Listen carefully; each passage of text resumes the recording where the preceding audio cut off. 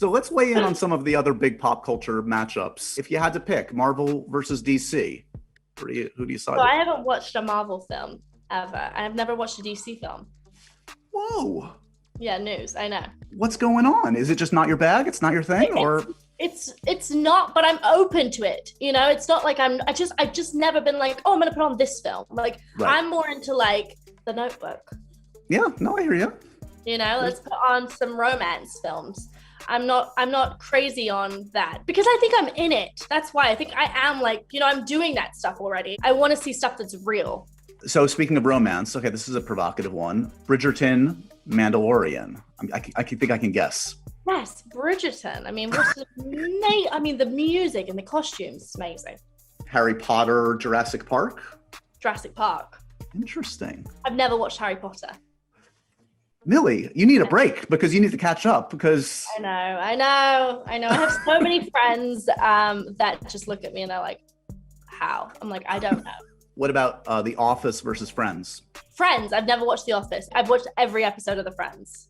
And The Friends. I was gonna was that in the last year or were you already? No, like I like grew up like eating dinner and watching Friends. Like like in Matilda when they eat dinner in front of the TV.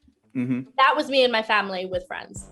Have you met said cast members? Would that blow your mind to mingle with the Jennifer Anistons of the world? I've met Jennifer Aniston, who is amazing. I met her at an after party once and she was so sweet, so kind. We had a conversation. I just like kind of like sat in her eyes and it's like, hi. Let's be friends forever. They're reuniting soon, so maybe you can moderate or something. You can. If I met Ross, yeah, I would scream pivot. I like how you leaned in. You're like, this is the important thing. This is between us. If I meet him, don't tell anyone. So speaking of people you admire, I'm curious because, I feel like every time I'm catching you in these last few years, these are pivotal kind of transitional points in your career. Obviously, right. Stranger Things establishes you on this ginormous scale. Did you look at, like, when you signed on for Godzilla and you got Enola Holmes going, did you look at other people like Daniel Radcliffe, Emma Watson, Kristen Stewart, people associated with big franchises as models for like how I can not be identified with one thing as much as I love it?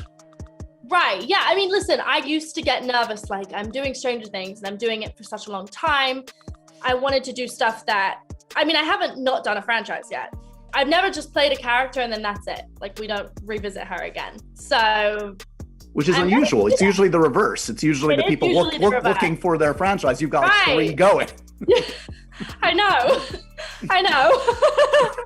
So does that feel like a weight? Like you're like, it'd be nice to just kind of like do a character for 3 or 4 months and then, Right. Listen, I've signed up for a few more things, which is exciting because I know that they will just be a one-time thing. So I'm ready for that. But I enjoy doing franchises because I like doing a character, having a year off, revisiting the character. I like that. That's fun for me. And I think that it shows growth within the character and you can make the character even better than the last time.